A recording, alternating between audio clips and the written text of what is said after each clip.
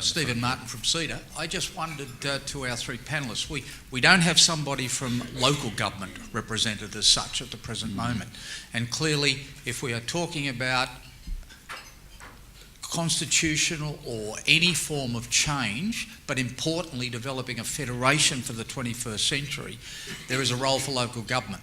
I wonder if the three panellists have a view, either separately or collectively, around where local government genuinely fits in that particular tripartite arrangement of service delivery, and whether or not any of them have a view about the number of local government entities that exist in each state, and whether efficiencies and productivity enhancements that Trevor Rowe's looking for might in fact not be offered by some rearrangements and some changes in terms of local government. I would say yes, local government is important. They're dependent upon state governments at the moment. They have a seat at the table at COAG at the moment through the Australian Local Government Association. They have an opportunity to put their view forward and have it considered. As to the productivity of services delivered by local government, when you look around Australia, there are some big initiatives that have been taken cooperatively by groups of local government authorities to shift to a shared services model for all sorts of municipal services. So it's no longer the case that local government depends upon a model which says if you're the city of X, everything that happens at the local government level is down to what the city of X can itself organise and provide. Even libraries now are run on a trans authority basis, and that's the way to get productivity out of local government, I think. Sorry?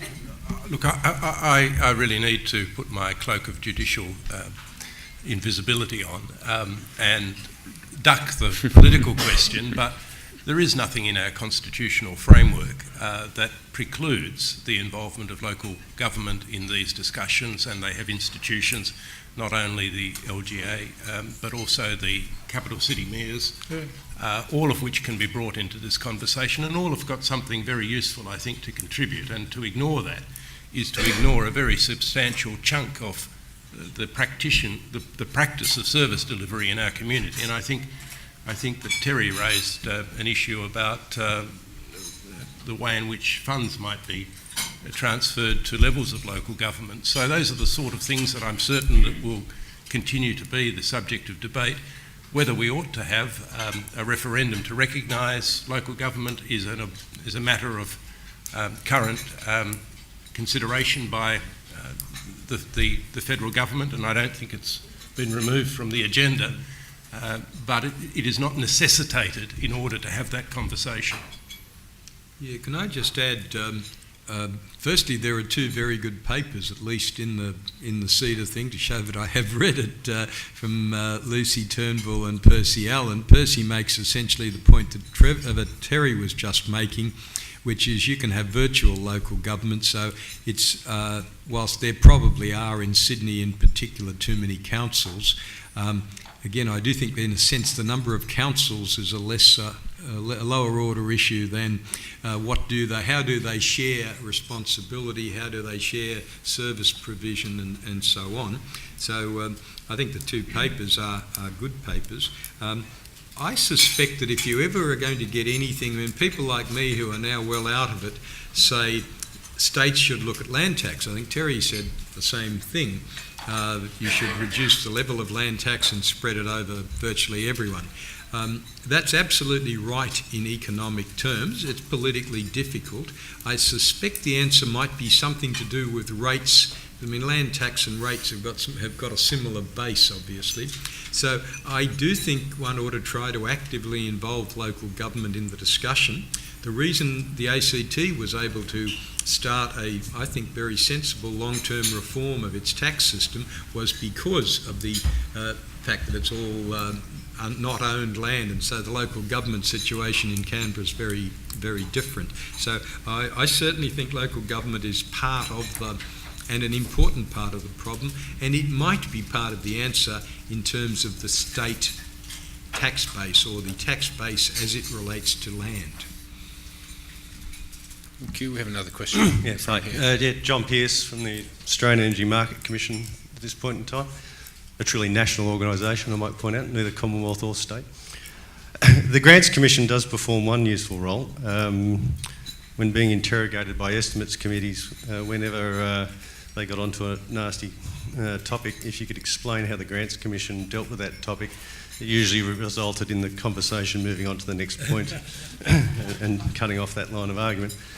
The question though,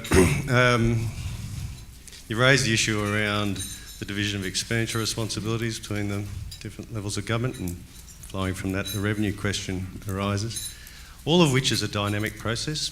It's not going to be all done at once.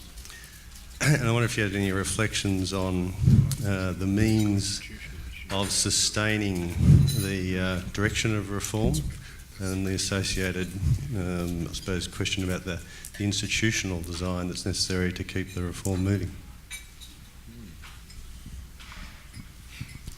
I don't know.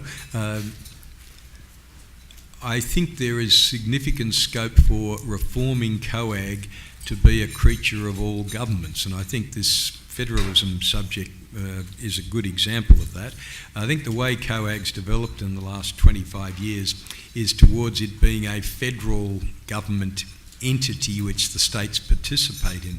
So maybe, John, but I really haven't thought about it, if one could reform COAG to be a council of Australian governments where there was in de facto practical equality, and it was owned by the governments as a whole, not sort of by the Commonwealth and the states turn up to agree or disagree. I think that might be a device. I do think some, and I guess I said this in my remarks or tried to, some device that provides ownership of these sorts of reforms, and yes, they need to be more than once over, I take the point, some ownership that covers all governments, including local government, to take Stephen's point, would be a big step forward. Thank you. We said that we would get you out by 2, so there's probably the opportunity for one last question. No? Can I just ask, we talked about this as a national conversation, and the conversation is obviously a two-way event, and if you believe in the 6 degrees of separation, there's a lot of the community represented here. What would your advice, your 30-second advice be to the people in the room about getting this conversation happening?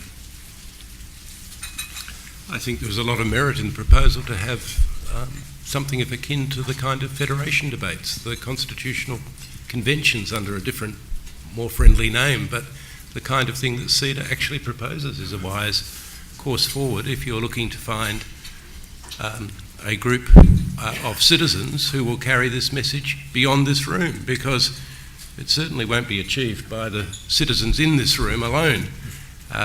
It does need to have that ongoing nature, and I very much share the views of a former Premier that in order to achieve agreement, it's going to require not merely the technical tools and the conviction amongst elite opinion that it is doable and should be done, but a conversation which involves the community at large to say that it's worth doing and needs to be done. My view is that whatever entity takes forward that conversation, it should not be a government entity, because the level of trust in political leaders is not quite what it has been in the past at the moment, for all sorts of complicated reasons.